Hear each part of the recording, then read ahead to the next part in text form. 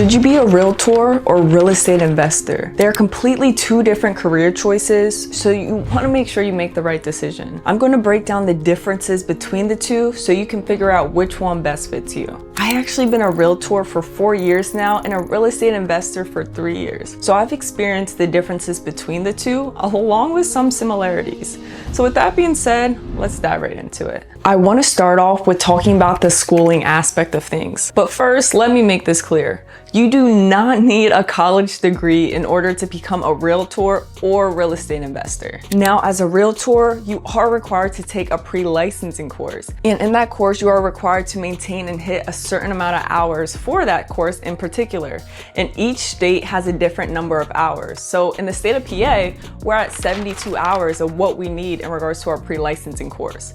But you gotta make sure you take the course, and then after you take that pre-licensing course, you will have to take and pass the state and national exam. And that's honestly pretty much it in regards to becoming a realtor. Now, in regards to becoming a real estate investor, there actually is no schooling.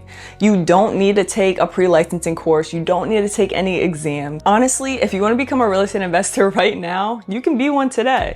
I do recommend you get a mentor though to help speed up your success along the process and learn from their mistakes. But other than that, you do not need any schooling as a real estate investor. The second difference I want to talk about is the MLS Access. And the MLS is a multiple listing service. This is where realtors use this platform to post their listings that they have with sellers. And the top benefit of being a realtor is having access to the MLS service, whereas as an investor, you do not have any access to it. And the main reason an investor would want access is to be able to run comps, which is also known as comparables, when they're running numbers on a property and finding similar properties within the same condition, bedroom, bathroom count, square footage, same property structure, so on and so forth, to be able to see what the value of the property that they may be working on is, or what it could possibly be. So finding comparables is very important. And as an investor, there are free platforms that you can utilize in regards to running comps and finding those comparables to the specific property that you're working on.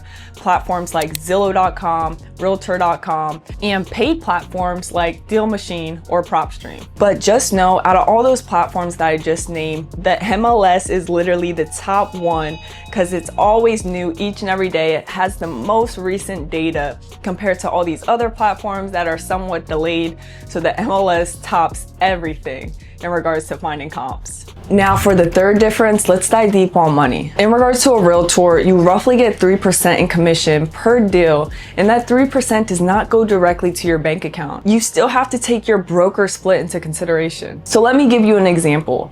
Let's say you go to list a property for $200,000 and you sell the deal, right? And you get 3% in commission.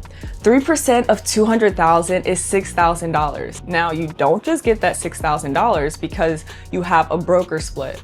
And let's say your broker split is 80-20, meaning you get 80% and your broker gets 20%. Now you would do 80% of that $6,000, which would come to $4,800. And now some brokerages actually even have a franchise fee, which is roughly 6%. But in this scenario, I won't utilize it since not every brokerage has that, but just take that into consideration. Now, going back to the $4,800, that's $4,800 after you take your 80% set aside. That does not go right into your pocket. You still are self-employed, so you have to make sure you set money aside for taxes. You do want to reach out to your local tax professional just to see how much you should take out for taxes.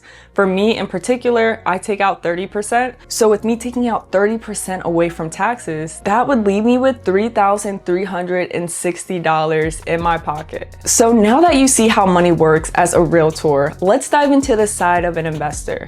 Now with real estate investing, there are so many different avenues that you can take in regards to making money, whether that's wholesales, fix and flips, doing the BRRRR strategy, and so many other strategies that you can implement. But in regards to this case, let's just break down a wholesale deal and making money that way. So let's take into consideration, let's just say, for example, you go under contract with the seller for $200,000. You guys sign an agreement, have that purchase price at $200,000. Now, you having that agreement shows you have equitable interest. And that equitable interest allows you to market that property, market your contract to other buyers that may be interested. and let's say you find an end buyer for the property at $210,000. That shows that the seller will walk away with their $200,000, the end buyer would have purchased the property at $210,000, and you make a profit of $10,000. You're just the middleman putting pieces together. Now, you don't just get that $10,000 in your pocket. You still have to consider taxes as well. And like I said, make sure you reach out to a local tax professional in regards to how much you should take for taxes. But for me, I'll set aside 30%. So with me setting aside 30% of my $10,000 right there in profit, that leaves me with $7,000 of what I would make. Now, can you see the difference between a realtor making money versus an investor making money? There's a lot less fees associated with investors. The next difference I want to talk about is the boss side of things. Everyone believes once you become a realtor that you are your own boss, and that is far from the truth.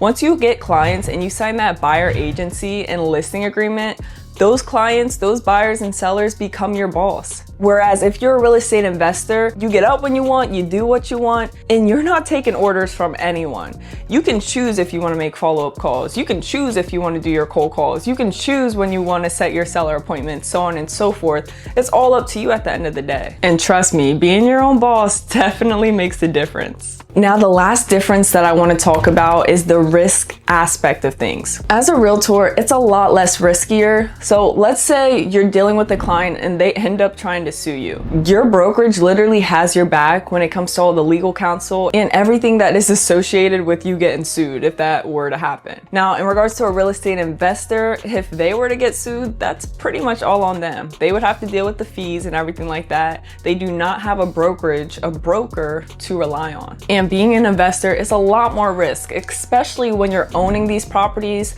doing a fix and flip, having the property in your name, and let's say the numbers don't pan out to what you expected, there can be some consequences. So it's a lot more riskier to be an investor than being a realtor. And now that I touched on the main differences between being a realtor and being a real estate investor, let's touch on some similarities. So number one, you do not get paid unless you do a deal. And that's on both sides of things. So if you never do a deal, just know no money's coming in your pocket. Now, the second thing is they both require negotiation skills.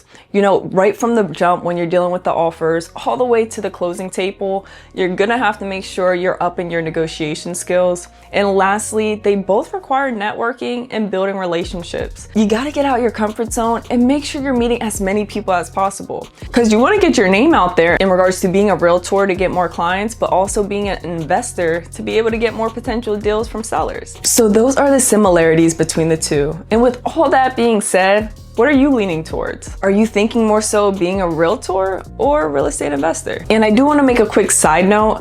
If you like both, you can become both. I mean, look at me. I'm a real estate agent. I got my real estate license and been one for 4 years. And I'm also a real estate investor and been doing investing stuff for 3 years. So you can definitely do both if you're looking to do both. And if you are looking to become a real estate agent, I'll leave down below the link to the CE shop so you can start your pre-licensing course and also get a discount. So with that being said, I hope this video helped and gave you some guidance in regards to making the decision that's best for you, whether that's being a realtor or real estate investor. And if it did, make sure you give this video a thumbs up. Go subscribe if you're not subscribed. And with that being said, I'll catch you guys in the next one. Peace.